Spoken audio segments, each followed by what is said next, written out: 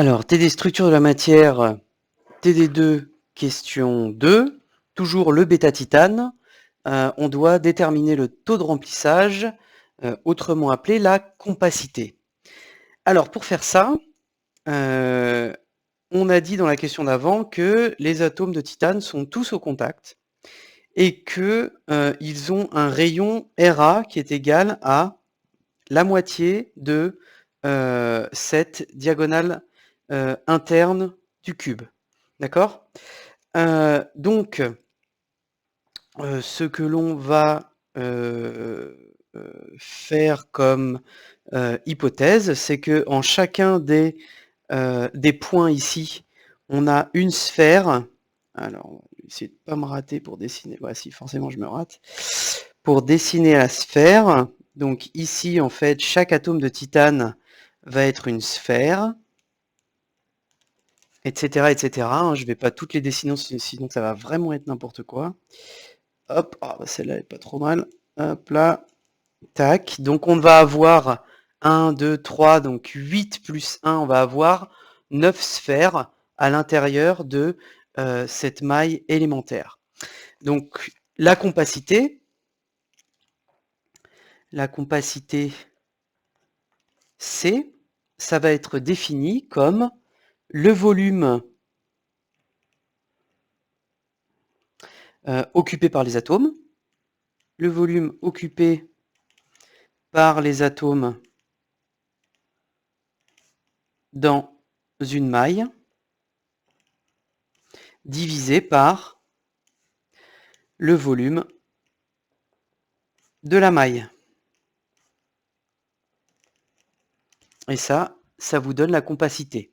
D'accord? C'est-à-dire, en gros, quel est le pourcentage de matière atomique qu'il va y avoir dans tout ce volume défini par la maille entière. Alors, on va appeler Vm le volume de la maille et Va le volume occupé par les atomes. D'accord? Donc ça va être égal à Va sur Vm. Alors, on va commencer par Va, le volume occupé par les atomes dans la maille.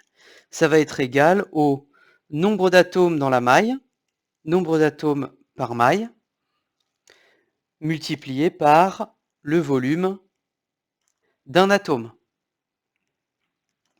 Volume d'un atome. Alors, le volume d'un atome, si on dit que c'est une sphère, de rayon Ra, ça va être 4 tiers de pi fois Ra au cube. Et on a vu que Ra, c'était racine de 3 sur 4, puisque c'est défini, hop, ici, par le fait que deux atomes plus proches voisins dans le titane se touchent. Donc ça, c'est A fois racine de 3 sur 4 au cube, multiplié par 4 tiers de pi. Ok. Ensuite, nombre d'atomes par maille. Donc le nombre d'atomes par maille.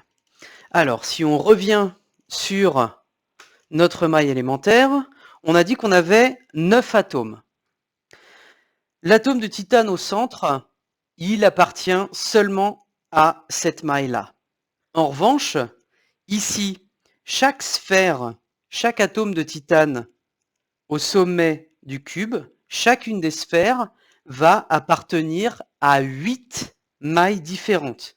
C'est-à-dire que cet atome-là, il appartient à la maille qu'on a dessinée ici, mais il appartient aussi à la maille qu'il y a au-dessus, il appartient à la maille qu'il y a à côté, il appartient à la maille qui a à côté au-dessus, il appartient à la maille à côté en dessous, il appartient à la maille qui a devant et à la maille qui a devant ici.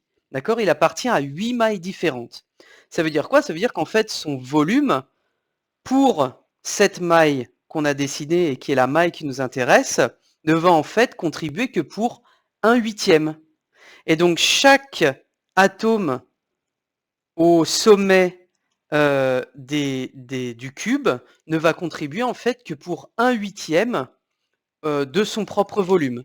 Donc ça veut dire que le nombre d'atomes par maille, c'est 8 atomes, donc 8 atomes de titane sommet, fois 1/8, puisque chacun ne contribue que pour 1/8, plus l'atome titane, titane centre. Donc ça, c'est les 8 atomes titane sommet, et ça, c'est le titane centre. Donc, on se retrouve avec 2 atomes par maille. Donc ça veut dire que la maille qu'on a dessinée ici n'est pas une maille primitive, mais est une maille élémentaire de multiplicité 2. On a une maille élémentaire de multiplicité 2. Multiplicité 2. Bon, on a tout ce qu'il faut déjà pour calculer VA, puisqu'on a le nombre d'atomes par maille et le volume en fonction de A d'un atome. Maintenant, pour calculer VM, donc le volume de la maille que l'on étudie, bon, là, c'est pas bien compliqué, hein, c'est le volume d'un cube, donc ça va être l'arête au cube. Donc ça va être A au cube. Eh bien, allons-y. On trouve donc que la compacité C, ça va donc être égal à 4/3 de pi multiplié par racine de 3 sur 4 au cube fois A cube, donc VA, divisé par VM, c'est-à-dire A cube. Donc les A cubes se simplifient miraculeusement et on obtient cette expression 4/3 de pi fois racine de 3 sur 4 au cube. Et je vous laisse faire les 2 étapes de simplification qui nous amènent à racine de 3 sur 8 fois pi qui est égal à 0,68.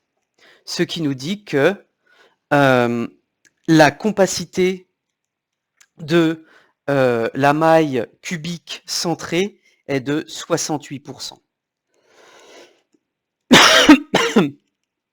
La compacité de la maille cubique centrée est de 68%. Et on a fini de répondre à la question numéro 2.